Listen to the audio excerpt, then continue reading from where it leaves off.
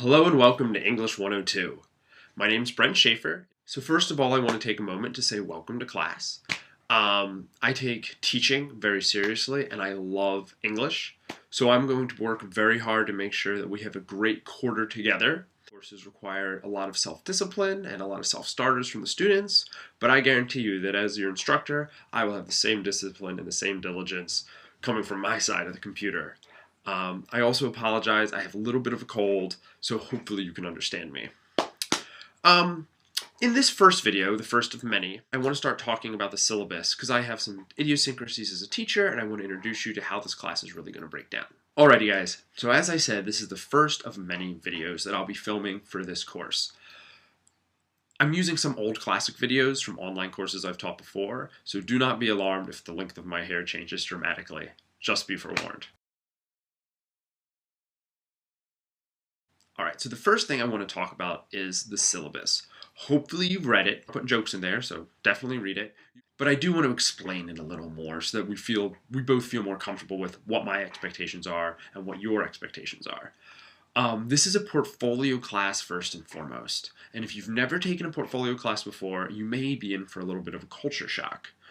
The reason I teach writing as a portfolio class is because writing is a process that takes time and space to create new ideas and reflect upon them and develop them. Writing is not just about execution and precision.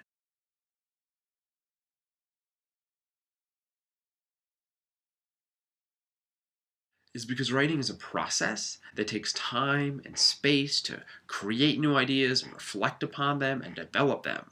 Writing is not just about execution and precision.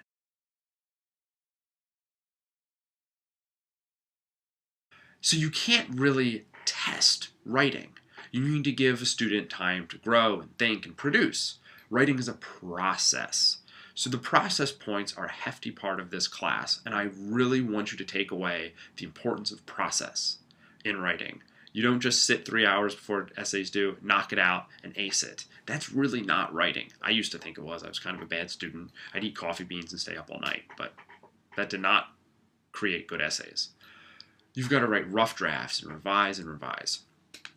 So therefore, the grading is a little different because I believe so much in process. This class is first and foremost about the learning, not the earning. I understand you want to get a good grade. I want you to get a good grade. A good grade represents you learned something. But I don't want to put the cart ahead of the horse. I want you to learn first and foremost, and I want you to grade to reflect your learning. So, a portfolio class removes the kind of execution and expectation of the grade as judgment.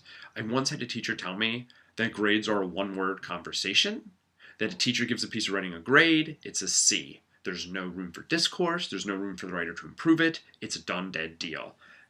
And in writing, nothing's done or dead. You can always revise. Writing is communicating, and the human animal is not a perfect communicator. If we were, there'd be no wars or no poverty, if we all just got along. But we all need to work on how to better express ourselves and understand others.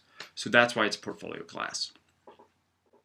How many of you guys have taken an English class where there's maybe 4 major essays, each one's worth about 25 points, and the first one comes week 3, the next one comes week 6, the next one comes week 9, and week 12, end of the quarter, the 4th and final essay, 100%. I've definitely taken those, and I don't like those because by week 6, 50% of your grade is already in the books. And you've only been in the English class for 6 weeks. Maybe you've yet to perfect the art of the thesis, or you've yet to really understand how to best craft topic sentences. But you've already written 2 essays and 50% of your grades in the books. A portfolio class flips that sideways. In a portfolio class, it's more like a snowball rolling down the hill. You'll notice that your final portfolio is like about half of your grade. It's huge.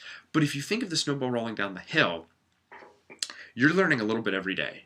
You're learning a little bit more every week. And you're getting smarter and smarter. And you're crafting and perfecting the same techniques over and over again. Thesis, topic sentences, logic, thesis, topic sentences, logic. You're revising the same essays again and again and again. So by week 12, by the end of the quarter, you are at the best writing shape of your life. You are totally prepared to hit that home run and ace that 50% final portfolio. Just want to explain that philosophy behind it so that you guys just don't get so intimidated by that huge point total attached to the final. So all the little weeklies, all the participation is all there not as busy work.